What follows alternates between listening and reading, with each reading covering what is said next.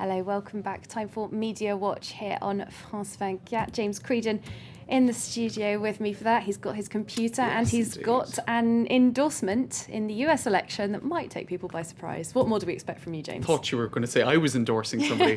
Who are you endorsing? No, it's Mr. Burns from The Simpsons, that famously crotchety old capitalist who is the symbol of American corporate greed, I suppose. Mr. Burns. So not a very useful endorsement, really, but this is a teaser for next Sunday's episode on Fox television. So there he is, and you might notice a binder full of women actually sitting next to him there. We'll get a zoom on that a little bit later. Very cute. But in any case, a certain dog by the name of Seamus made an appearance in this as well. Now, Seamus was the dog that Romney infamously attached to the roof of his car on a holiday in 1983 for something like 650 miles or something, and he got lambasted by the media for it, and it became this meme, etc. So actually, Mr. Burns asked Seamus the dog if he would indeed support Romney in a bid to show just how much everybody supports Romney, really. So let's take a listen to how that went.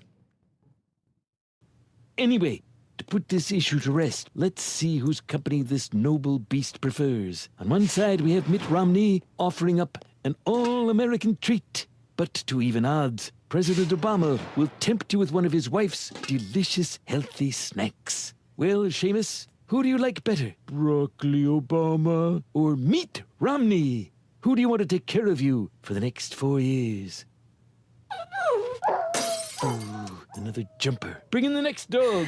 I think probably a lot of American voters feeling pretty similar things at the moment. I'm with Seamus there, I have to say. Yeah. And we even showed a video yesterday of a little 4-year-old girl who also couldn't choose between Bronco Obama and Mitt Romney. So here we have Broccoli Obama and Mitt Romney.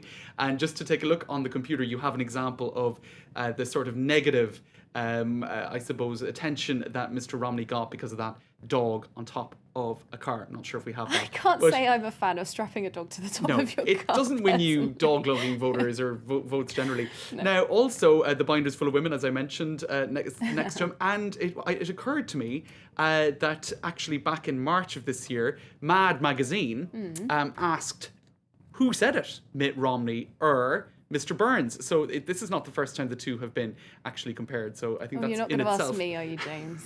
Just a couple. I'm not very good with I'm quizzes. I'm not very concerned about the poor. Would that be Mr. Burns or would it be Mr. Romney? Oh goodness, I'd like to think that was Mr. Burns. Well, unfortunately, it was Mr. Romney. Why do I need another penny? I have billions. Who said that? Right, I don't know. That was Burns, all right. I'll leave you off the hook for now. So there you go. We have to say these are all taken completely out of context in the spirit of fairness. That's it, totally. So there you go. A rather unhelpful endorsement from.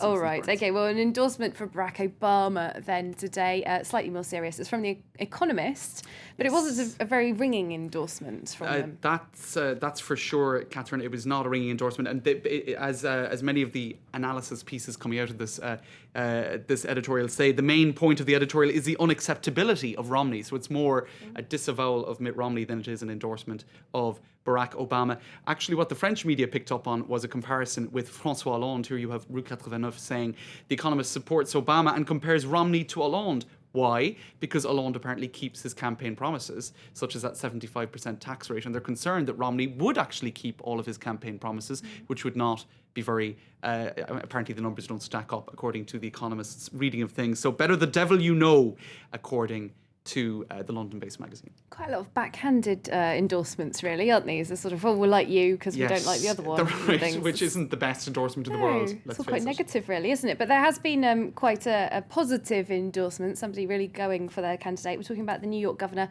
Michael Bloomberg, who was Republican, as I understand it. And last time out didn't support the Republican or the Democratic candidate, and he's indeed an independent who was hoping to become perhaps president one day himself. So he wasn't expected to endorse anybody. And as the New York Times headline here points out, Bloomberg backs Obama, citing the fallout from the storm. So in fact, what he said is that Sandy had reshaped his thinking.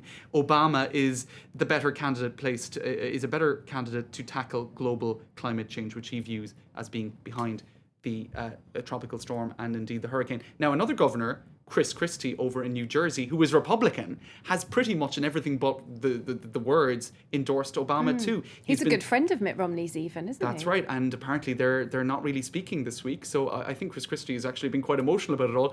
I quite like this in the New Yorker. Seeing him with Chris Christie is tearing me apart, Oh, goodness. Mitt Romney is reported to have said.